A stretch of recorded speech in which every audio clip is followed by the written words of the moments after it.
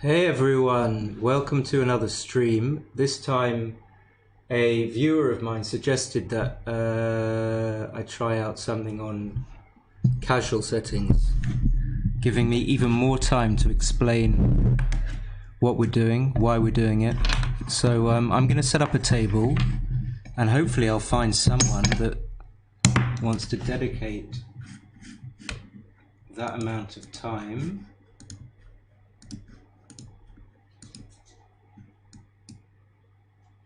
to a game. So I've set it up.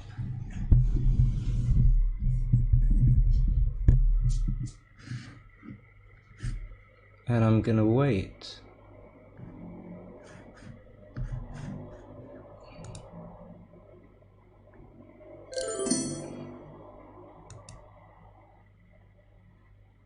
Okay, so we're streaming Pala. Is there anyone? We have two. We have two lovely people. So I could play this Philip Redden. I just want to see if anyone in the chat wants to play. Give you guys a chance. Let's decline Philip for the moment.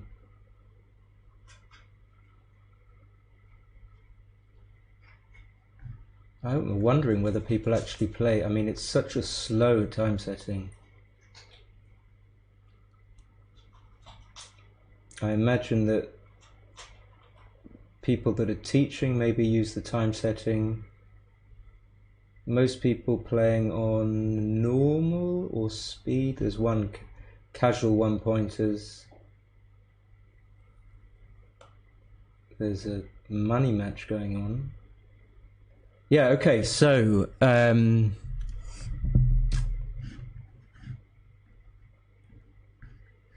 next person that clicks gets it.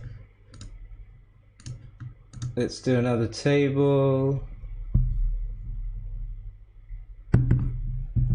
Let's have a drink of water.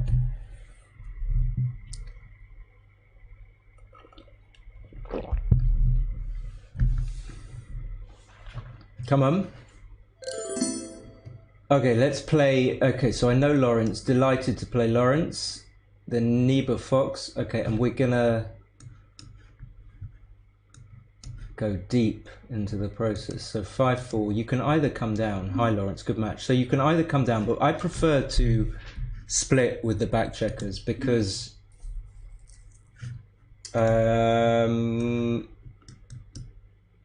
I don't want to get hit on the 9 point, although it's unlikely, because I don't want to have another checker sent back, because I believe it makes it more difficult for me to play.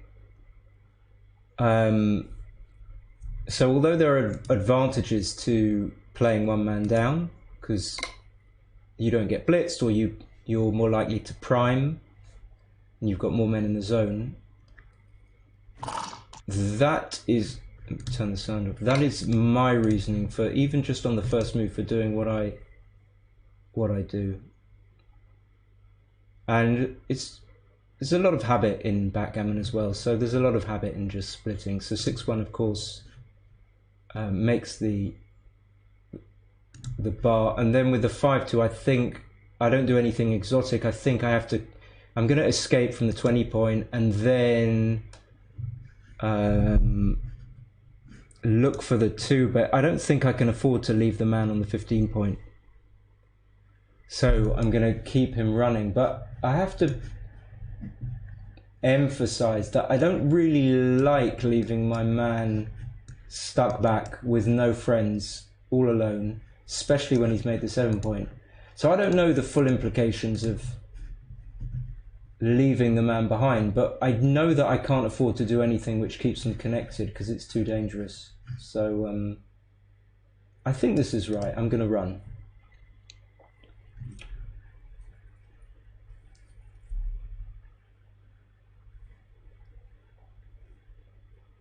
So I think here Lawrence could have probably slotted, bearing in mind I have big stacks on the 6 and the 4, and he's behind, very slightly behind in the race.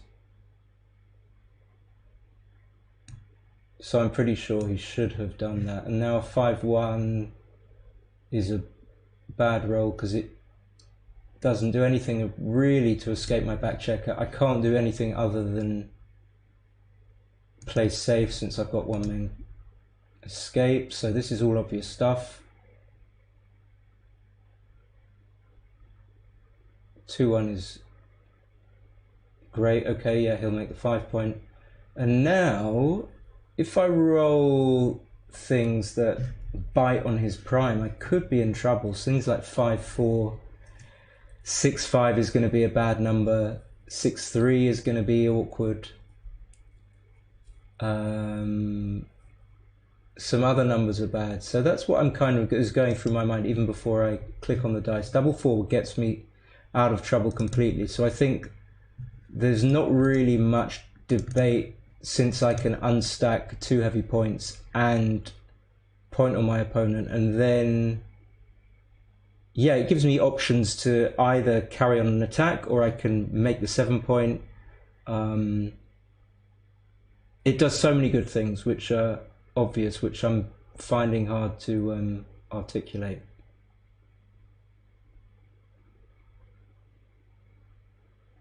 Yeah, so I was in trouble.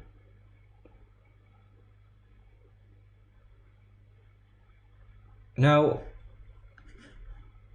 I don't know how much worth this comment is, but when we've got this prime here and we're thinking about, you know, possibly we can hit on the deuce point here, we should be, I think, saying that we don't want to dismantle the prime when it's so strong, unless there are really good reasons for doing so, like if there are blots hanging about that Lawrence could hit. And since I haven't got any other blots, so absent any other factors, I think it would be crazy to break the prime. It's his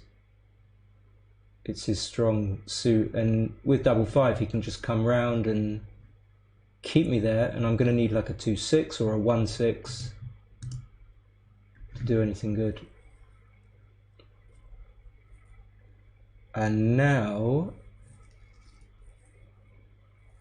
I can obviously play 13-3, but I don't think there's any reason to leave shots when really what you're trying to do is avoid. You need to escape. I need to escape this man here, and what I really want to do is not get hit, so that I only have one man that I need to escape. I don't think there's anything that it gains me to be hit. Now, if I'm not hit, then I have a better structure, but it leaves 11 shots. So I'm not really seriously thinking of slotting, but I'm just kind of talking it through. So I think I have to do something like this, as in minimize the number of shots that I leave. I could play 2 from the 8 point.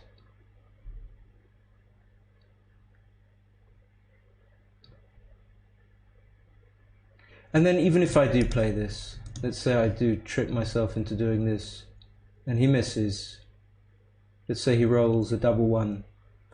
I'm still not assured of making the point, although I'm favourite to.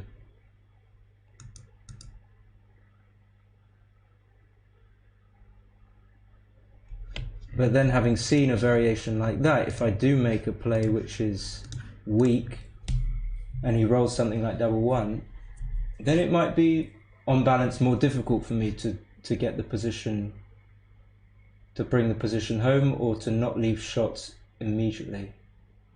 So those are the kind of things I'm thinking. But anyway, you know, it's definitely a difficult play. So 5-3, he should just extend the prime at the front.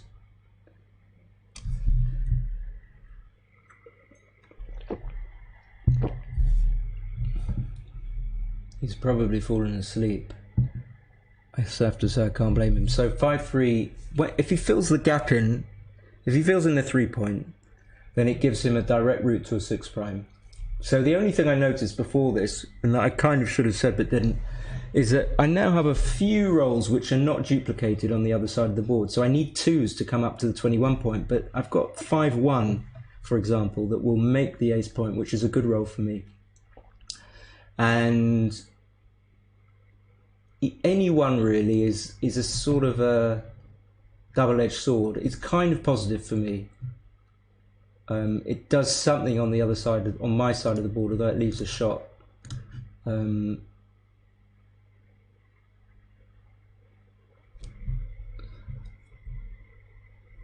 So noting that there was a kind of a premium on like a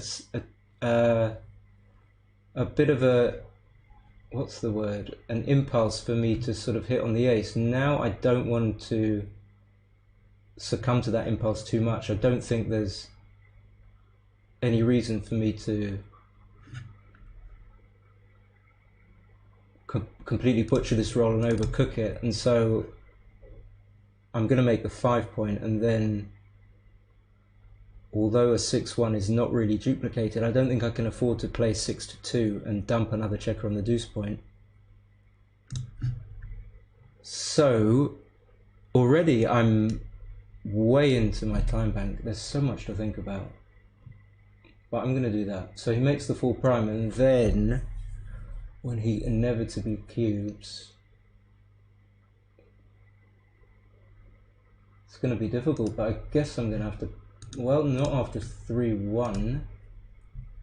So he's obviously going to cube because, oh, he's not. Why don't people, usually people just blindly cube with 6 primes. So what if I hit now and he fans or he comes in? Okay. Now I'm not sure whether he will cube. Okay, so this is an obvious decision. So even just one game, lots of things to think about. So 2-1 I'm going to slot just because, no particular reason. It just leads to a completely different game from splitting, but you know, you just have to go with one. Double 4's a great roll. Not quite a cube yet. Okay, he's playing too quickly. This is just a tendency that people have. Now this is going to be a strong cube just because I'm so far behind in the race.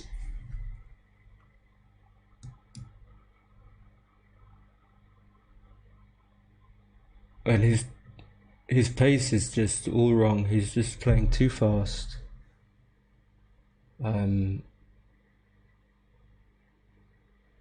I wasn't sure that he wasn't gonna erroneously double there. Okay, so of course gonna play on. So not all that much to talk about. Probably not much sense in lifting. I mean, even if he gets hit, probably could well still be too good. And not even a thought. Not even a thought. So 3-2. So carry on hitting. The idea is that even if he gets hit back, the worst it can be is a double pass situation in which he wins a point.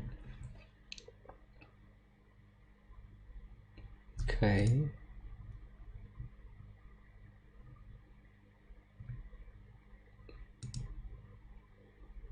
Yeah, in backgammon there's like a tendency to see a play and just to go like lightning fast towards that play without thinking about anything.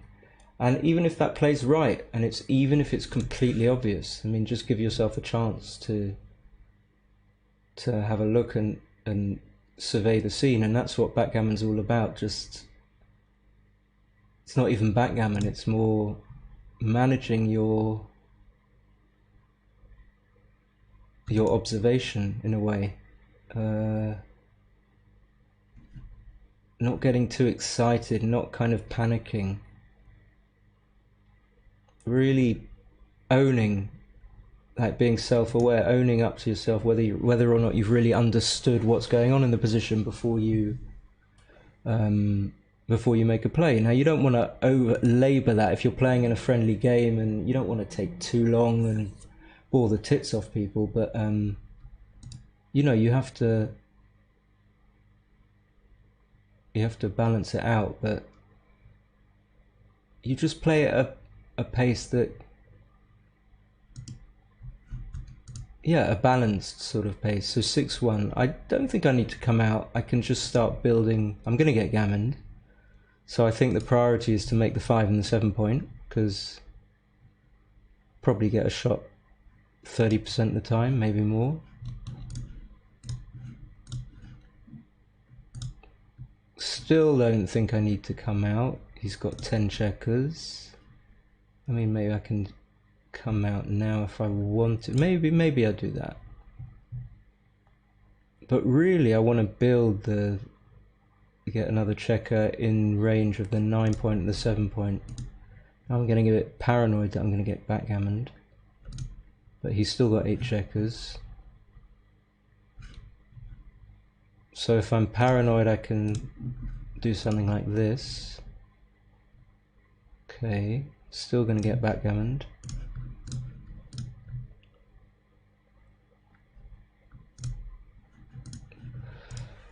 So of course my goal is to get him to roll something with a 1, whereby he has to use the 1 to play 2 to 1, and then I pick up those 2 checkers. So anyway, 2 to play. I could play 11 to 9, but I think if he rolls a 4-5 or a 3-6, I want maximum coverage, so therefore I put a checker on here, 15 point.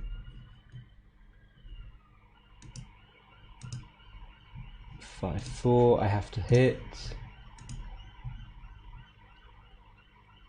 6-4, I've got 5 7s and 3s and 10s. 5-1.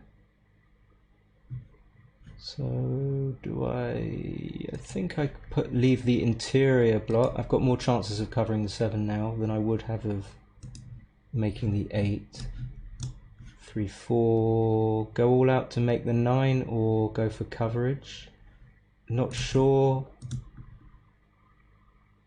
Okay, so now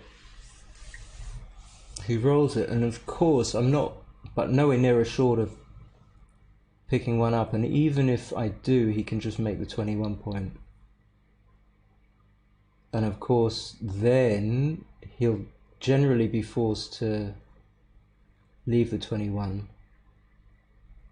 Let's look down the line. I mean, if I can close out 2 of them and he's just got 1 checker on the ace, it's still, I think, a fairly comfortable take. So I need to close out all 3 for it to be a pass. So that makes the no double decision really easy. And then the score is not a factor. So deuce 3.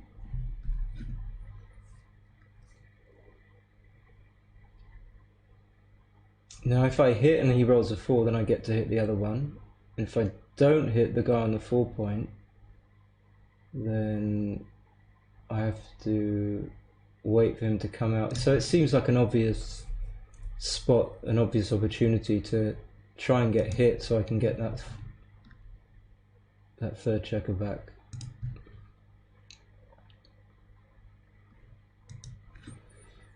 So now if he rolls almost any 3-2, and if having made the 7 point, then he has to hit, and then I get a chance to hit him. So I think that's going to be okay, but it's really complicated. I'm not going to overthink it, even though I've got loads of time.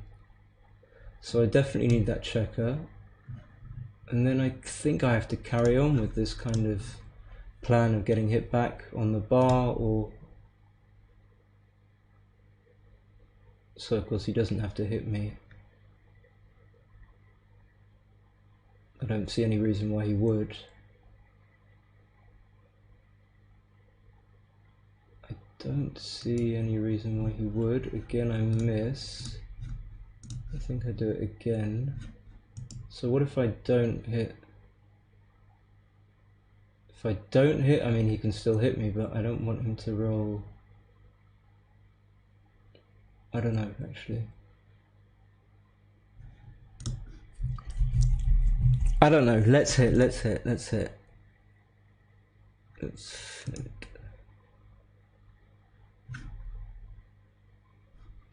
And now I want to make the 9 or the 7, I think. Still happy to be hit. I mean, I want to be hit. So 5-3, 5-4. I can make the 9.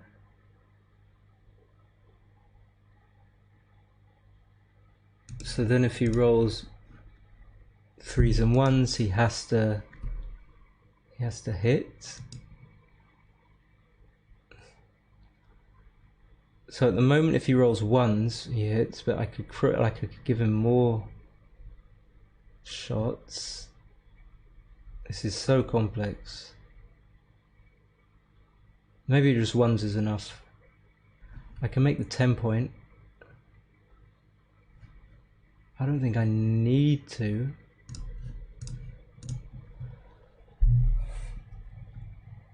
Okay. Again, I want to make sure he hits, so if he rolls a 3...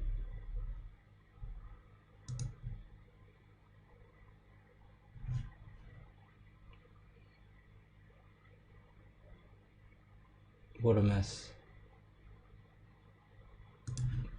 All I know is that I want him to roll a 3, and I don't really know where else to put the checkers.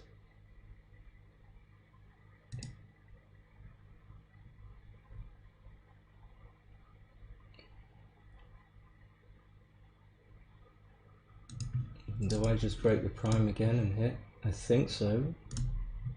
I don't see why not. Desperately need that third checker.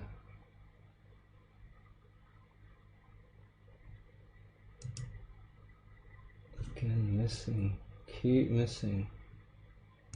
So I need to contain these checkers. I don't want to let any of them get... That would be a disaster if any of them got safe. 1, 2, 3, and then slot the bar maybe, so that he has to hit with 6s.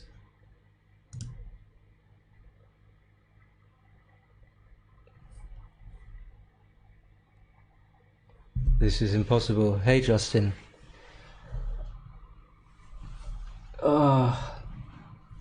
Oh, this is hard. This is hard. So, of course, I think I see the... Can't let him get away with any of them, but I want to get hit. So I think I just... Maybe it's too big to leave too many shots here. But there are so many returns. So double 4, maybe I stop something like double 4, maybe that's a good spot. I didn't see double 3, so double 3, but do I get the 1? No, I don't get the 1. Does he get any safe? So he gets... What does he get? He gets the possibility of me missing and getting the BG. What's the cube action here?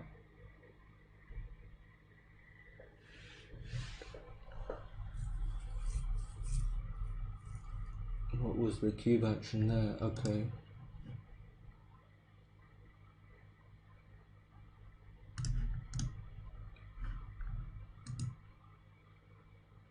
Almost certain backgammon.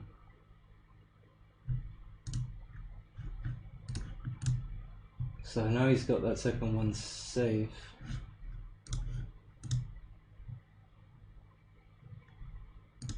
It's going to be difficult.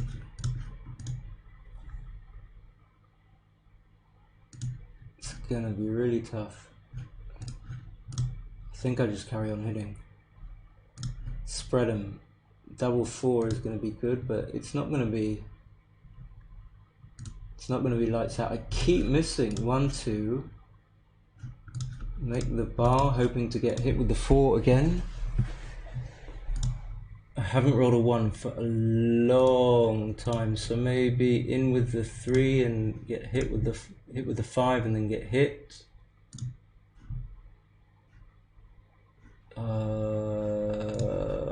this is hard. So now a 1 will hit. Double 6, I think I have to block. Any aces? Okay, I can block double 6. Double 5 is kind of a deuce, so I don't think I can do anything about that. 5 and then just come out here.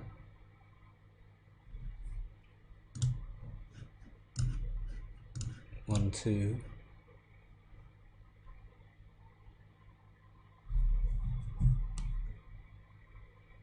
This is not really how I envisaged this game to go by. I mean, I was trying to like get a normal kind of game which I could talk about, and so now I'm gonna hit again.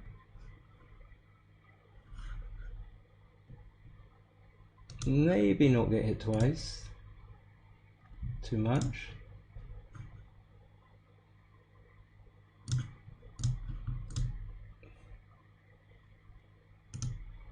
Okay, not really what I want. 1, 2. And now I think I have to make the bar. I don't want to bring it into the 6 point because then I'll be overextended. Every time, no ones. I haven't rolled a 1. Okay, so 6, 5. I can't cover.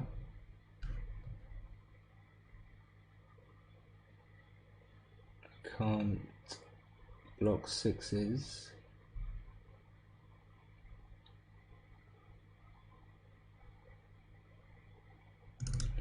No idea what to do.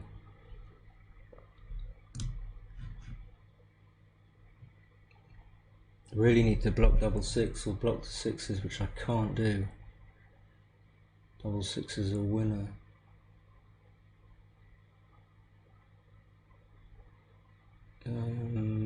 So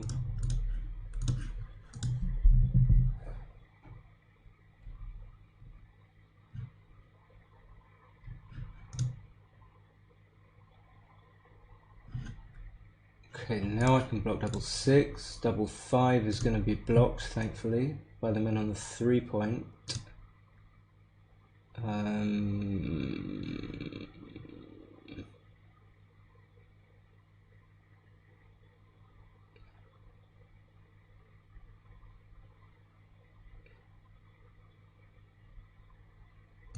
4, what's the idea here? I want to get hit with 5s, really. Can I get hit with both? So I want to block that double 5, so I keep the men on the 3 point there to block. 4, 2. Do I just try and make the 9 and then slot the 7 point? Block double 6. Still not going to plan, so 6, 2 I can make.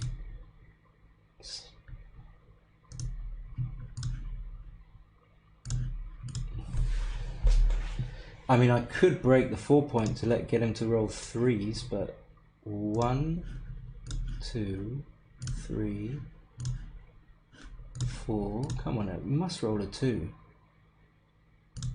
Okay, maybe I'm not playing this right. Maybe I need to hit. Change of plan. Now the 2 would have hit. 1.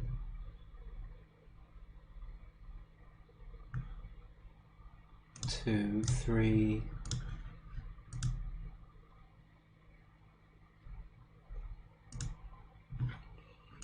Come on. Come on. Oh, the 2, 6. Okay. 1, 2. So do I need to save the gammon? 1, 2, 3. That's 2.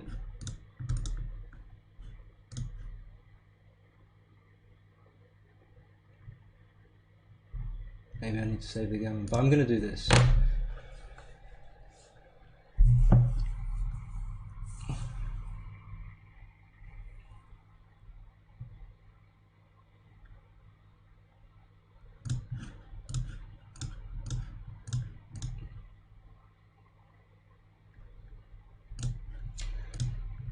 Alright, back to normal service.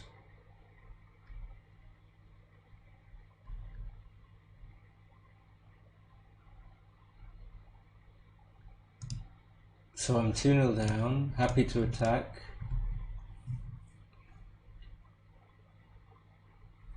That was ridiculous. That was ridiculous.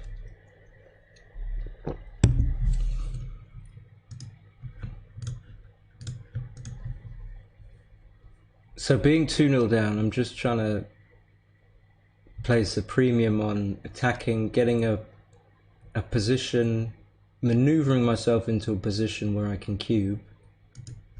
Always find myself saying the same things, but it's important. Now I think if I was trying to save the gammon, I might play the checkers from the 24 point to the 20, but since I'm trying to actually bridge a deficit in the score, I'm going to play 13-5. And if he makes the 5 point, then I'm going to be sad, but it makes sense. Hey, Backaholic. So he can make the 15, but it's got to be superior, even at this score, to make both points. Yeah, of course. And now 6-1. So I think having the attacking structure for me is fine at this score, being 2-0 down. And 5-2, I guess, just to keep my checkers where I want them, I need to play the man out from the 23 to the 18. I mean, I think the 2 is indisputable. And then if I play 8-3, then I have 2 blocks in board. I don't think I really want to play out to the 18 point, but I don't think it's that bad either, since I've got men on the 24. And then I wasn't expecting this double. That doesn't mean I should just take it rashly, but at this score, especially as he's got these points to clear here, I don't think it's the takers in question. You know, even if he rolls something like a 3-1 and I fan, I've still got my ace point. I've got plenty of compensation. But, you know, maybe it could be a reasonable double. I don't know. I would say, yeah, it could be. It could be. Only having the 5 and the 6 point and the 4 points slotted. But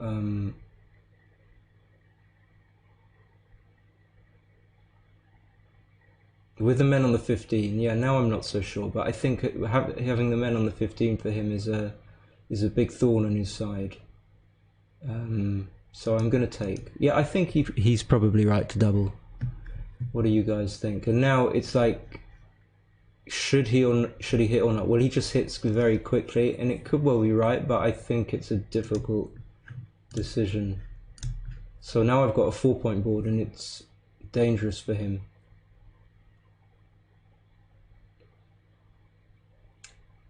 You know, if he rolls another 5-1, he can play 8-7, 8-3, but that's a little bit ugly. Or even something like this. How does he play it? He can't just make the 4 point. He can't clear the 15. He's probably going to play 13-7, leaving ones. But I think leading 2-0, this is not the type of position you want. So I think luckily, this is the type of position I can save more useful stuff about them. Okay, so he came off the 15. Okay, duping the 3. Yeah, maybe that's a good play. And now I can come out, but that gives him a pretty good 6. And if I stay, I get to make the anchor, possibly. Or if he rolls something like a 4-3 and decides to point on me, then I have a few return shots. So I'm going to stay there and slot the 3 point. So even now I have, what, 6 returns, 1-5, 2-5, 2-6, 1-6. But a blotting board is is not fantastic. So yeah, I mean, judging by what's happened here, it probably was a reasonable double. Especially as I didn't have my 4-point made. Backaholic says, maybe I could have played to the 21 and 8-3 with the 5-2. Yeah, exactly what I was thinking. What did I play?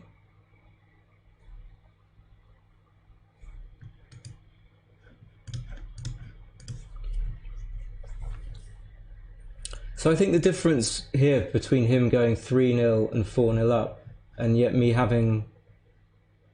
I've still got reasonable timing, and I've got a lot of opportunity to turn this around.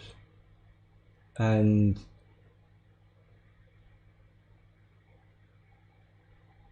if I do, then I will be able to recube much earlier than usual. Having said that, after double 3, it looks a bit bleak.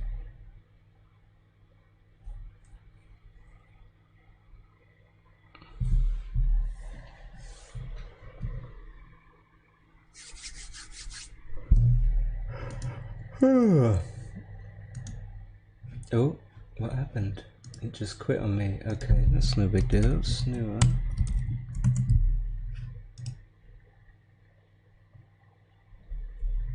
So 5-3, I think slot the 2-point and just play 11-8 and hope I roll a 6 rather than a 5. But 5s are not going to be too bad.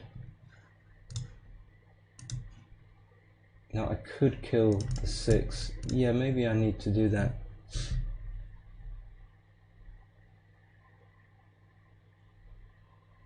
I think I would much prefer not to have to play a 6.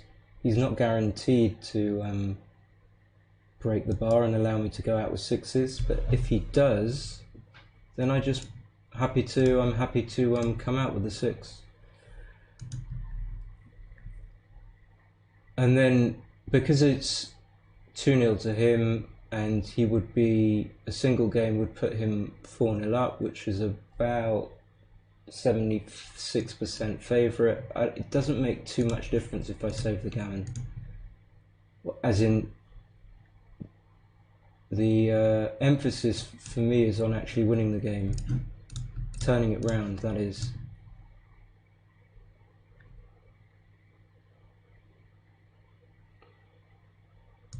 Okay, he should have cleared the 6-point, of course. He should just clear both points. Yep. Now I keep the board and run. I yawn because I'm tired. Okay, he definitely gammed me, even before that fan.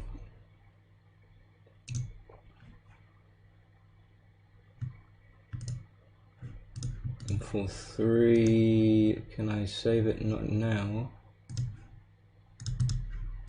Semi-save. Okay, so 6-0.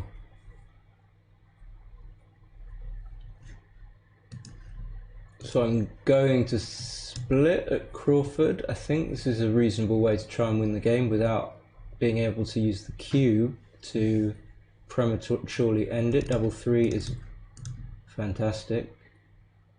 5-3, he should just unstack and make the 3-point. Yep, 6-2 is easy. 6-3, I don't know how he should play it. I mean, he's behind in the race, so it makes sense not to run. 4-2, I just make the point, and he should just make the 18, and I'm pretty sure he will.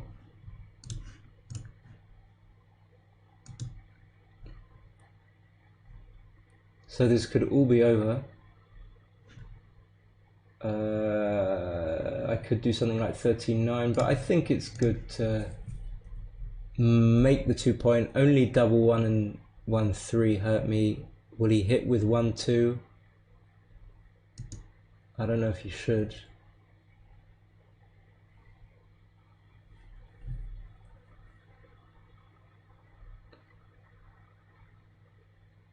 And hopefully this stream will finish right in good time for the,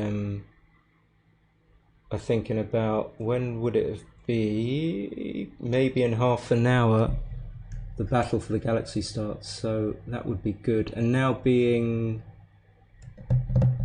what would we be, 7 pips up after the roll. Well, we don't want to leave a shot, so we have to play 8 to 6, right?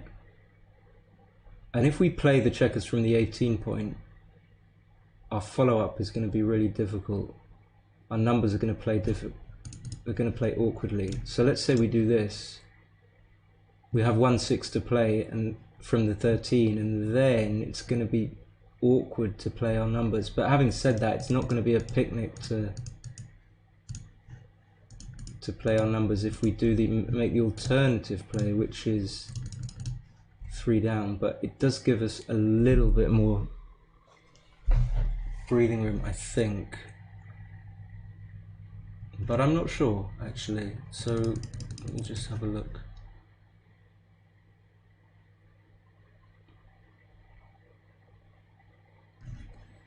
Yeah, I think this just gives us a little bit more time, and time is of the essence here. And if we do leave a shot, I think the idea is we leave it on the 11, and when we get hit, we've always got our 18 point anchor to come back on. Oh, 6-2, okay, so we make the 3 point.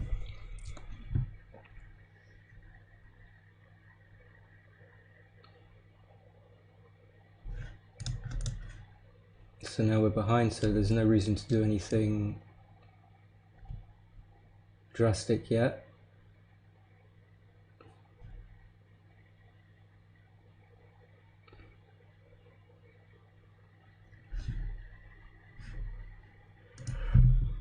Maybe it's time to get the machine fired up. Right, so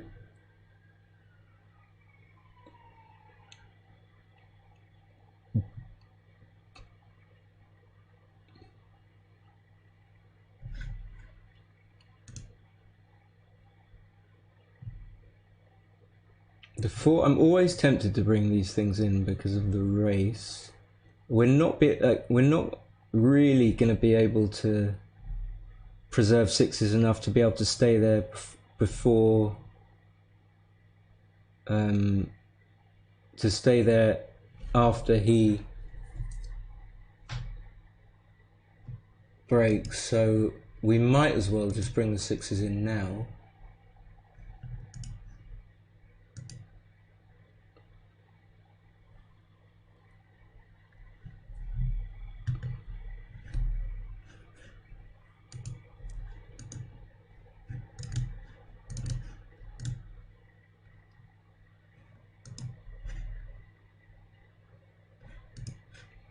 Okay, it looks like it's going to give me this game. It feels like it. So we're going to go 6-1. So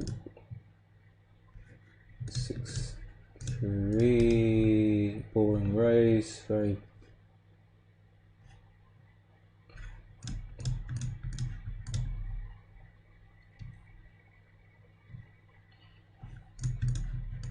Or maybe not. Maybe there's this little twist that he's going to roll big. 5-1. Kind of happy, to be honest, if it's over. I'm a little bit tired, especially after that stupid game. 6-1. Okay, so do I just play 3-2? I'm playing your pal. I know. I play Lawrence a little. Graham says I'm playing his pal Lawrence. I play Lawrence quite a lot. So if I play 3-2, my 3s are not particularly good. But my 2s are. Maybe 5-4, I don't know.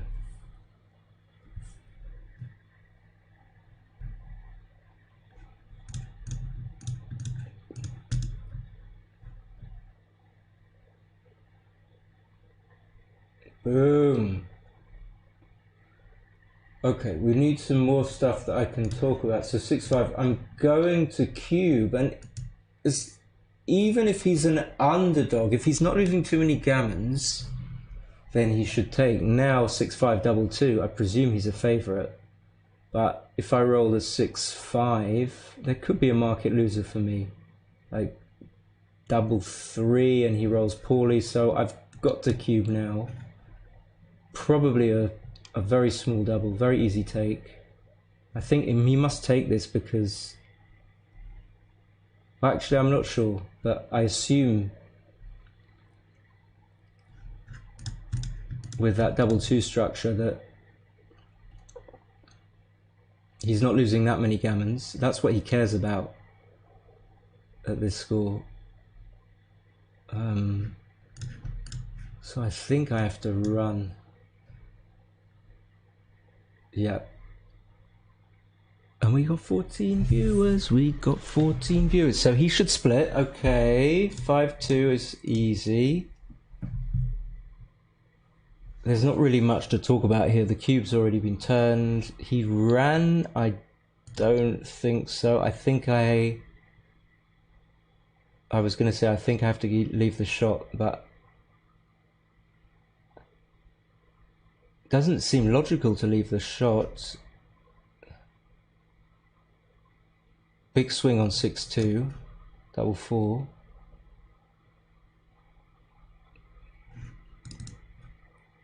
Instinct is 2 down, but I guess I have to win the game as well as just gammon him. The reason I would play 2 down is to try and get some sort of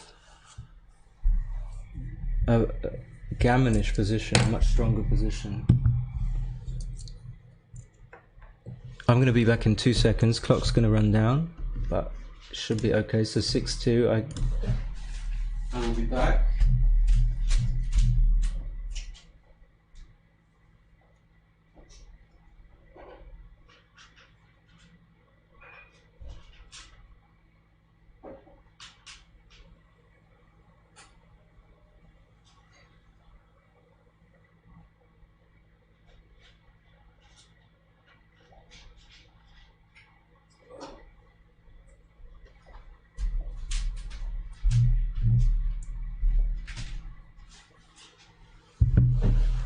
What did he roll? Like a 2-1 or something? I don't remember the position actually. 4-1. Ooh.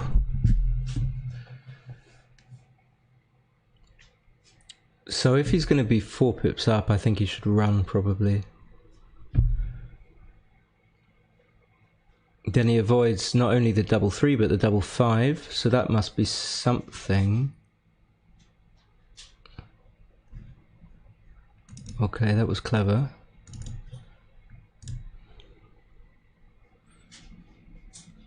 But that was even clever of me to block the 1-4.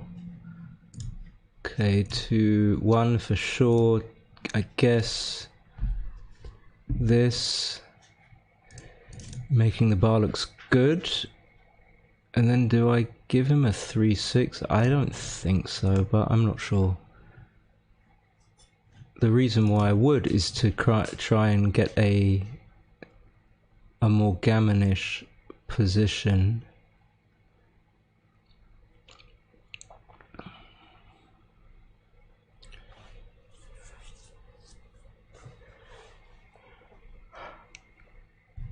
Okay. Reasonable chance he's got 4 checkers out, maybe 30%. I don't think there's any reason to give him the 3-4. Okay, good, bringing 1 in. I can't take 2 off, it's too much to give him a 2 shot.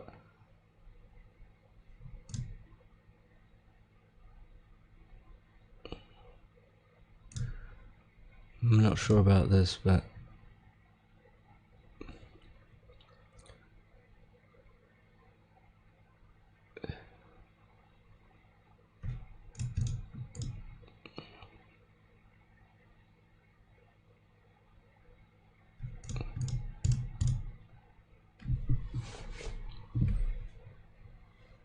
alright, buddy. The Fox 6-3.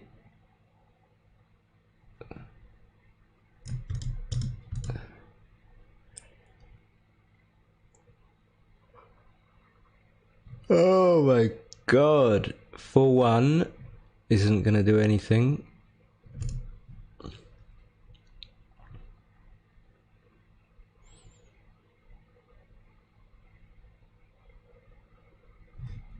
Another 5-4. So if he rolls something like this, I believe he can just about take.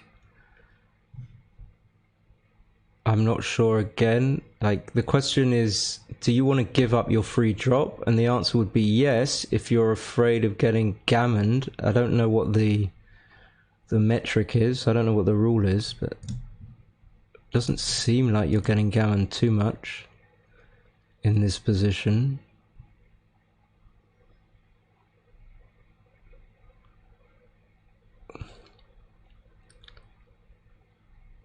He's used like 0 time. 5-2, yeah, come up is good.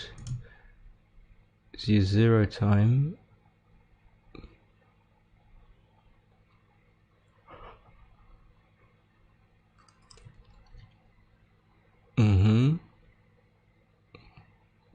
Yeah, he could have made the 16, but I think it's probably better to do this.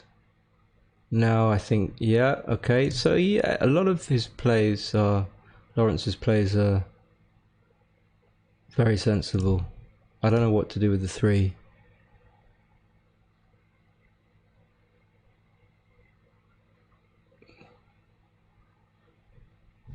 Okay, he didn't hit. I don't know. I don't think he should have stayed there. 5-4 is not good because it doesn't hit.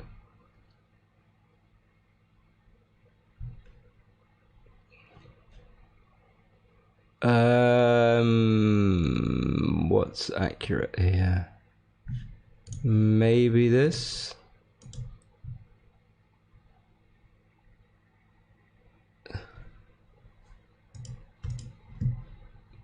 Six, 5, make the deuce.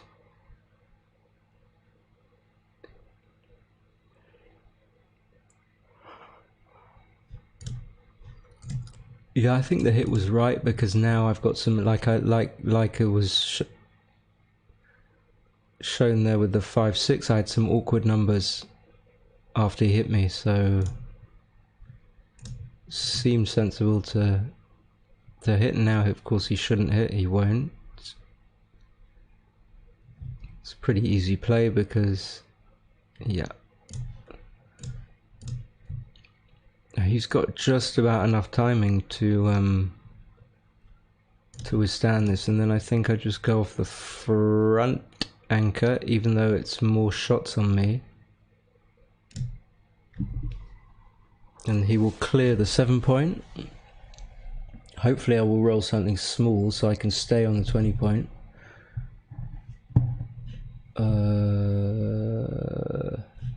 Or not. I don't think I'm going to stay there because all the 6s are good.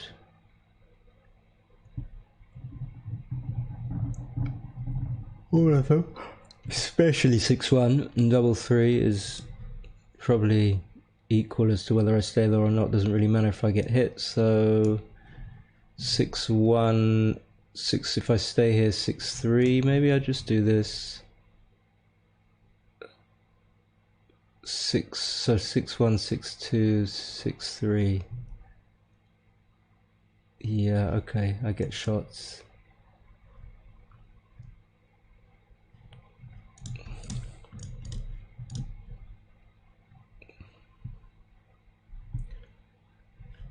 I have to come out, which is not ideal.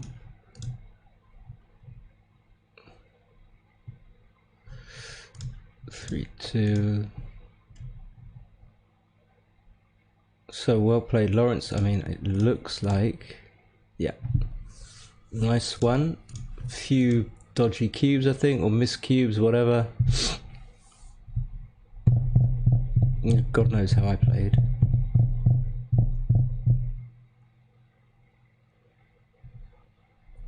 My pleasure. Sorry, I'm a little bit tired. Didn't realise I was until I started playing.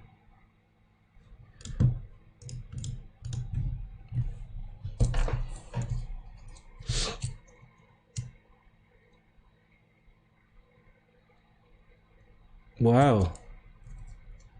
52.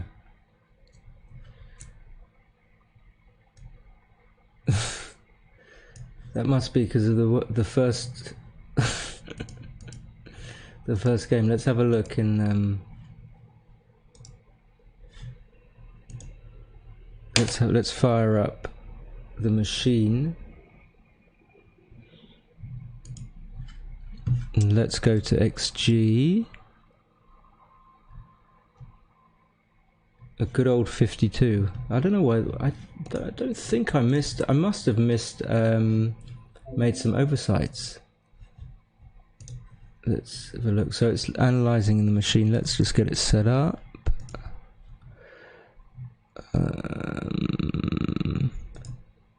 There we go. Beautiful. Yeah, new record. What is that? Unless I missed... Oh, maybe I missed like multiple cubes. Maybe this is what happened. What's going on?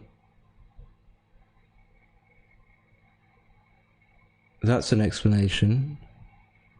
Let's try and increase the... Quit. This. What's this?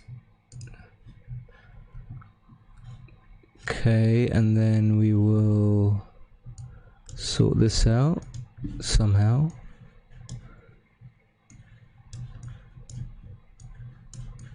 There we go, perfect. Alright, let's analyze. It must be missing multiple cubes. Okay, so I'm on the bottom.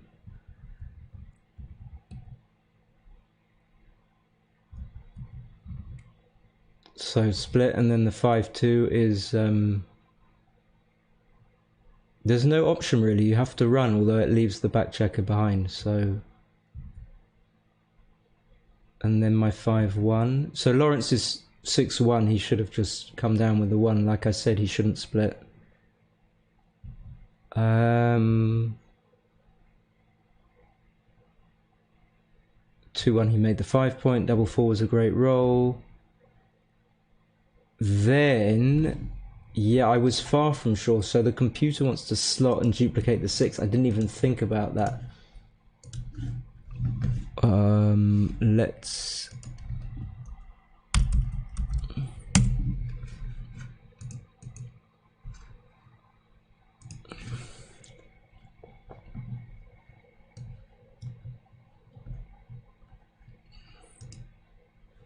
I want to get to the juice. This is the game.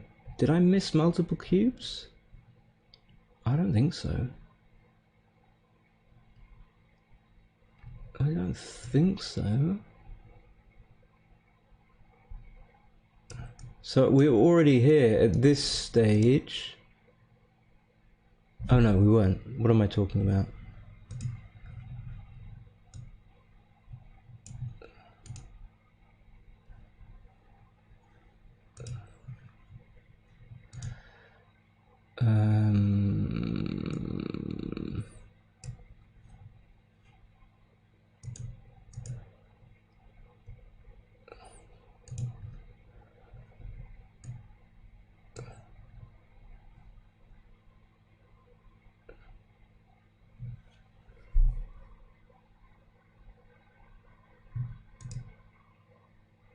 $15.10. So actually Lawrence should have... The computer thinks this cannot be a cube for white. So maybe what happens is that GNU gets black's cube action wrong, or maybe I just missed gazillion cubes, or maybe I've misplayed the checkers, or maybe neither. I don't know how you get to a 51.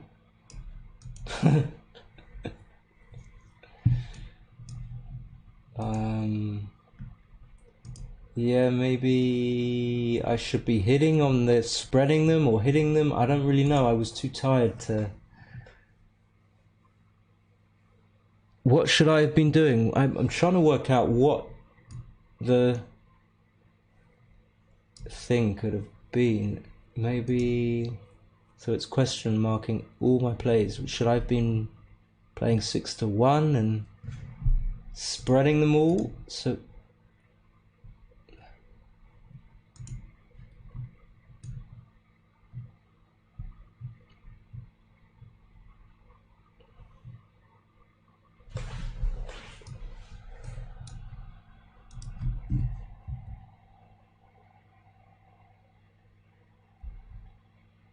So no cubes yet.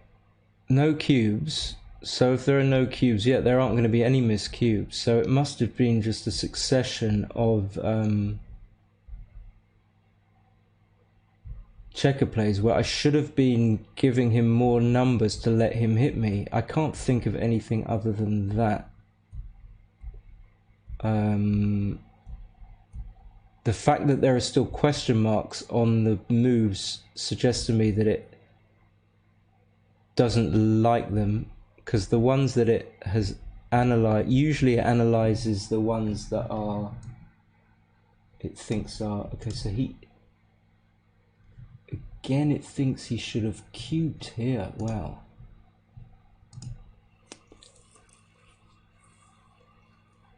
With only, even double 5 doesn't get him safe, so he has like some double hits, 5-2, 5-5, that's about it.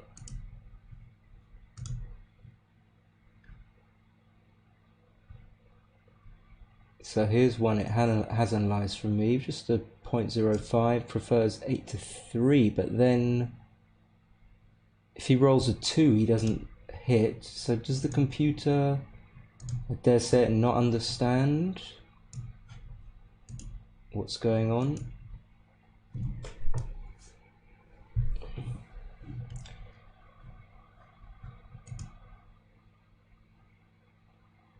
So this was a good double by Lawrence, and I said I thought it might have been, so I'm pleased that I was able to see that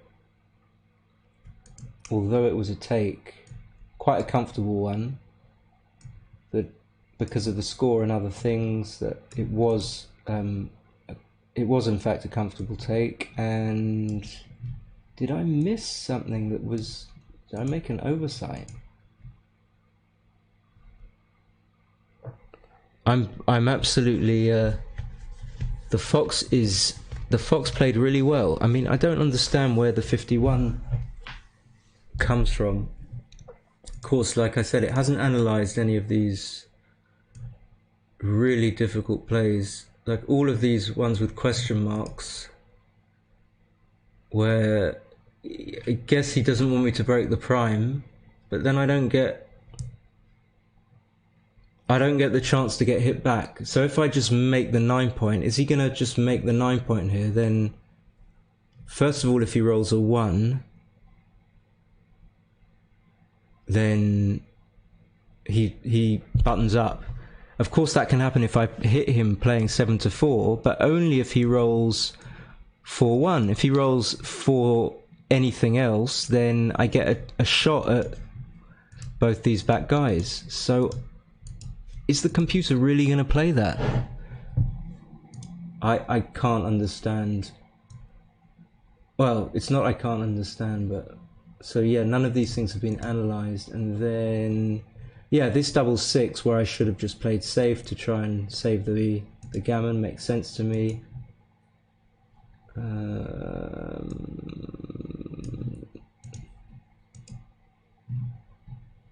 So we go to Crawford. Can come back to that 1-0 game.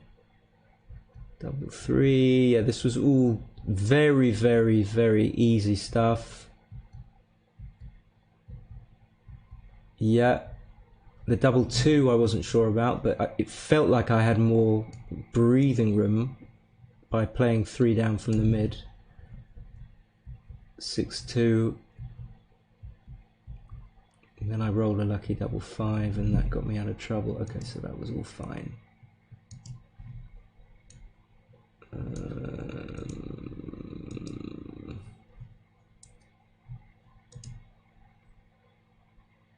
Then this was an easy take, so in fact his favourite, so again I wasn't sure, I have to admit, but I thought it was a take. And then what did we get to? We had this, and then yeah, my 5-4. It's going to be trivial compared to the the plays that make up the PR51 in the second game. But what's right? Okay, it is right just to play in. That's good. I'm pleased about that. And then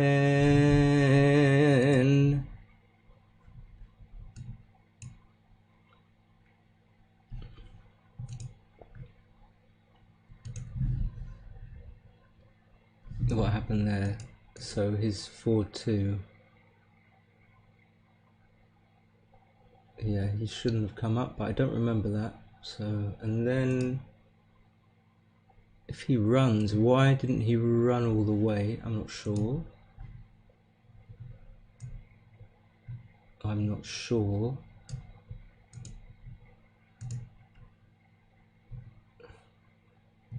Well,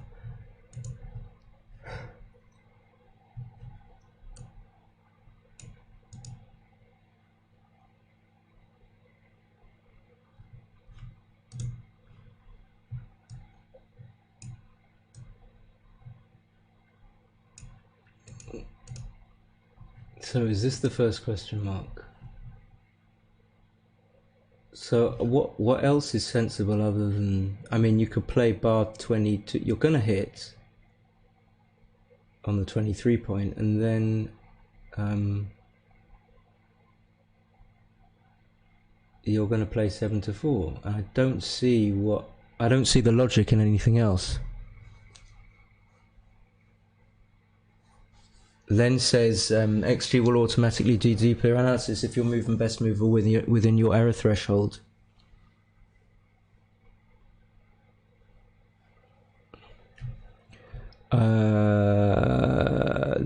Is that right, Len?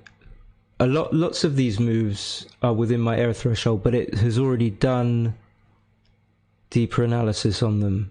I just think that once, if it's not within its search space, then it will question mark it. It hasn't actually seen this move, is what I think is going on. Correct me if I'm wrong. I'm not wrong. Haha. No, correct me if I'm wrong. But I mean, for lots of other moves, I think it's within my error threshold, but it has already done the analysis. What did I mean, even without this stuff, I screwed up. What did I do?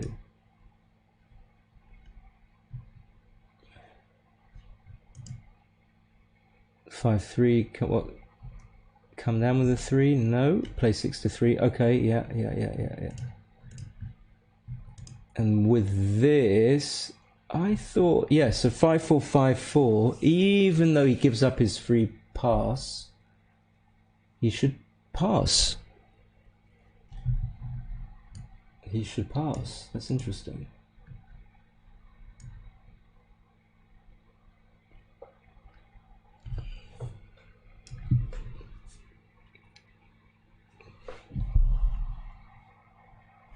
I think the Galaxy stream starts, and what have I done now? And now I definitely want to watch it. So and then I think this one. What is this? Should have come out. Okay.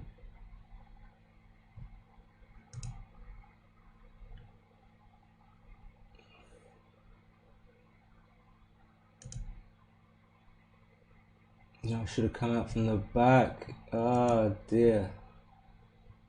My 6-2 was right though. Okay.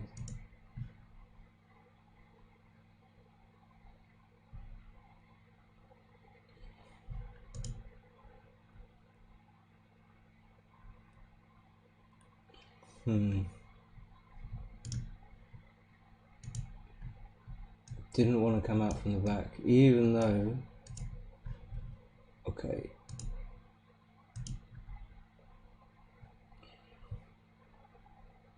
Now it's analyzing a 4-1. Is that my 4-1? No.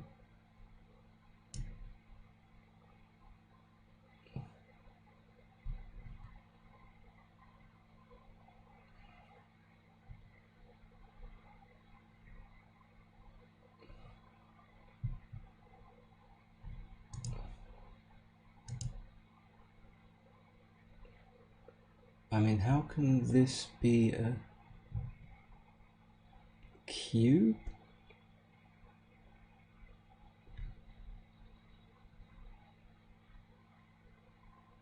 Yeah, it just doesn't see this. What am I missing? I mean, even if he rolls a 3, Yeah, this seems to be consistent. I don't think...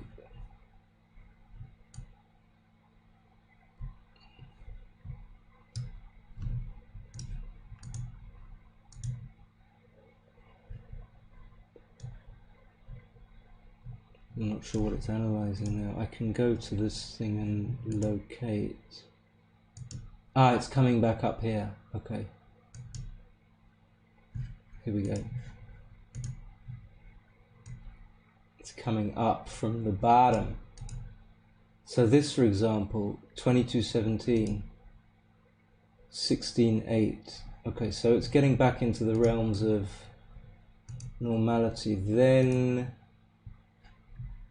59 thinks on plus.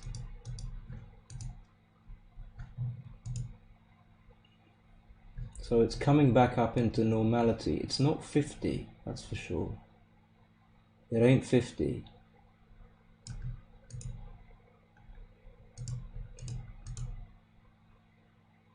So again, it's only analyzing it relative to thinking that it's a double pass, so that my opponent should double, and I don't believe that can be. And now it realizes that my move is best on a higher analysis. 5-1, 10-5-7-6. So maybe it's this. 17-12, 14-13.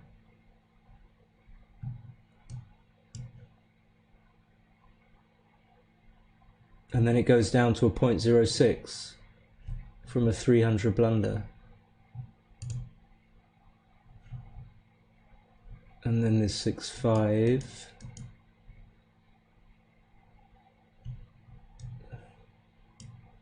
Goes up to a 200 blunder.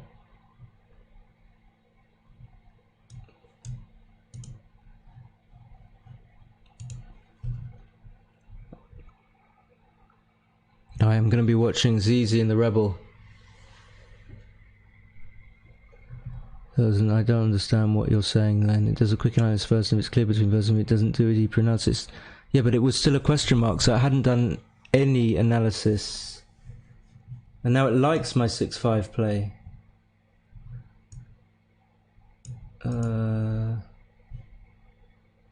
Now it thinks my 19-7-9. So it's question marks all these plays.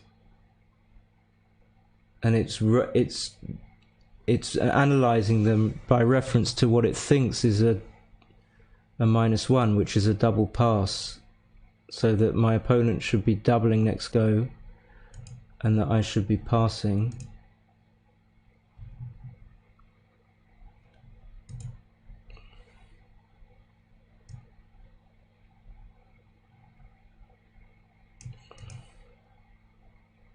So it thinks this is a 600 blunder.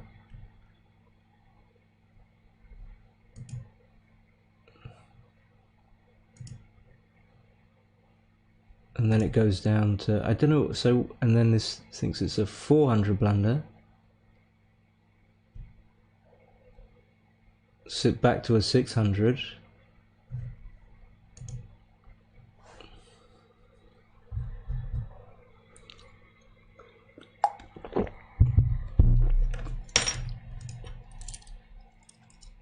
But it's still on plus, it wouldn't hit. Which doesn't make sense to me. What does it want to do? 21-13, 9-5 twice. How can that be? What?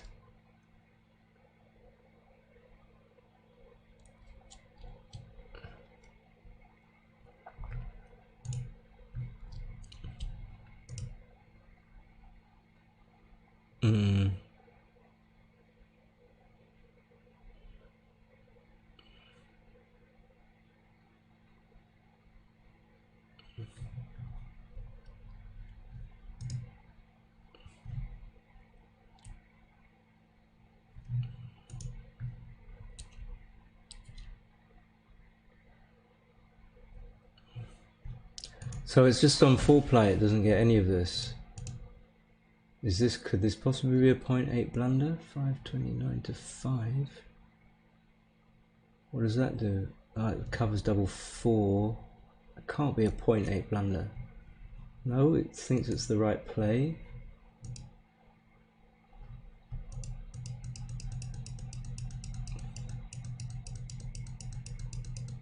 Okay, there are loads more, so this is why it gave me a what, you're all going? Is that a thanks, Simon, because you're off? You got something better to see? Well, off you go then, you traitors. Yeah, that explains the thing. I have to look at it more deeply. Oh, I'm really tired. I'm gonna get my coffee. Okay, yeah, I'm gonna watch the ZZ stream as well. I'm surprised. I think I knew this, but I think it's the fact it doesn't see the other checker. It doesn't see, I'm gonna leave it with this, that it doesn't see that this guy needs to be hit. And it evaluates it as almost like it's an anchor, so it thinks that the guy's got all his checkers off and just needs to get one check around, and so everything it evaluates is by reference to a double pass anyway, which is even worse. So that's it, and maybe I'll do another video on this match or something if I can be fooked. Alright guys,